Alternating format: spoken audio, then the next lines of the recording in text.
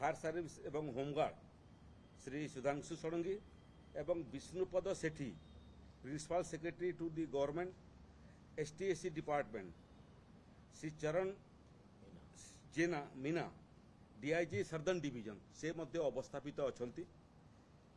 जिला प्रशासन ब्लॉक प्रशासन सांगरे निरंतर संपर्क रे अछि एवं राजस्व एवं विपर्य परिचालना विभाग एसआरसी मध्य जिला सांगरे निरंतर संपर्क रे अछंती।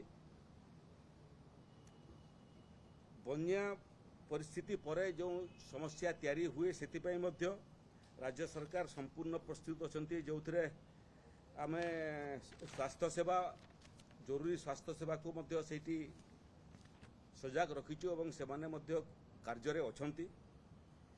जो जो अन्य विभाग रो मध्य सहायतार आवश्यकता अछि से सब विभाग मध्य ये काम रे लागि छंती एवं गतकाली से क्रम रे वर्षार परिस्थिति सुधुरीची।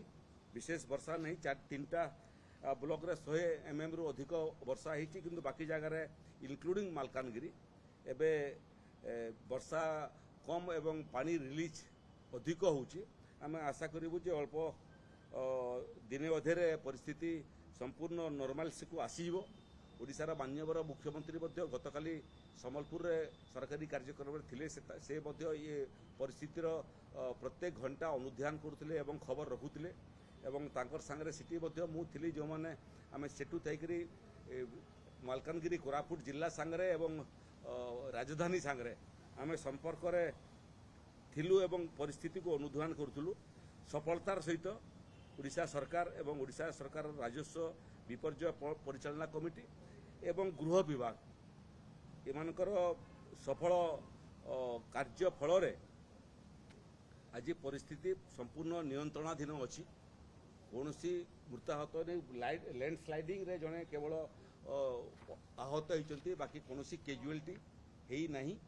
आउ जो माने सब रिलीफ सेंटर रे अछंती सेवांकर संपूर्ण व्यवस्था भोजन ठारू आरंभ करी रहणी ठारू आरंभ करी मेडिकल चेकअप पर्यंत व्यवस्था कराई। आज वर्षा कम अच्छी एवं आम आशा करचु जे दिने अधरे परिस्थिति स्वाभाविक हबो एवं लोक माने मध्य तांकु घर को फेरिबाटा आरंभ करिवे। तार बाहरे जो पोस्ट फ्लड सिचुएशन जोटा काम सरकार अच्छी से बाबद मध्य आमे हमर गतिविधि बढ़ाई साइलुनी। सेतिरे जो घर भांगी बन्या कारण एवं जो फसल नष्ट होईची बन्या कारण पानी कारण तार मध्य एसेसमेंट काम आरंभ हो जिवो एवं एसेसमेंट परे राजस्व विभाग सरकार जहाँ जहाँ क्षतिपूरण देवार बाबद मध्य निष्पत्ति करिवे एवं लोकों को पर्याप्त क्षतिपूरण पहुंचेबे। मोटामोटी एटा मोर विषय थिला।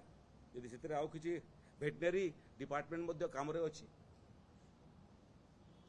जो माने पशु संपद अछंती सेमानकर सुरक्षा एवं सेमानकर चिकित्सा बाबद मध्य वेटनरी डिपार्टमेंट कार्यरत अच्छी मालकानगिरी रे।